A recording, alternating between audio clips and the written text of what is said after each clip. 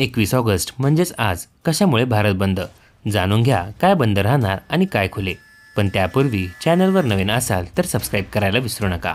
SC/ST आरक्षणामध्ये creamy layer लागू करण्याच्या सर्वोच्च न्यायालयाच्या निर्णयाच्या निषेधार्थ आरक्षण बचाव संघर्ष समितीने 21 ऑगस्टला भारत बंदची घोषणा केली आहे। अनेक दलित संघटनांनीही भारताला पाठिंबा दिला। याशिवाय बसपनेही भारत बंदला पाठिंबा दिला आहे। कोणताही तणाव निर्माण होऊ नये म्हणून सर्व जिल्ह्यांमध्ये पोलीस बंदोबस्त वाढवण्यास सांगण्यात आले आहे। सर्वोच्च न्यायालयाने राज्य सरकारांना SC/ST आरक्षणामध्ये क्रिमिलेअर तयार करण्याची परवानगी दिली आहे। ज्यांना खरोखर गरज आहे त्यांना आरक्षणात प्राधान्य मिळायला हवे असे न्यायालयाने म्हटले आहे।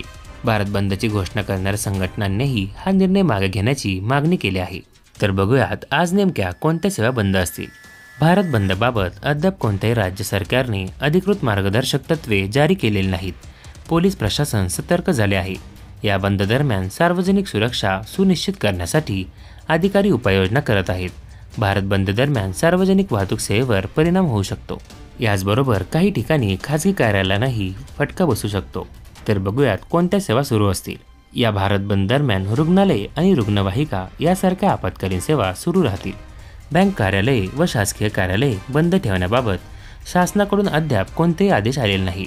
त्यामुळे बुधवारी बँका आणि सरकार कार्यालयेही सुरू असतील।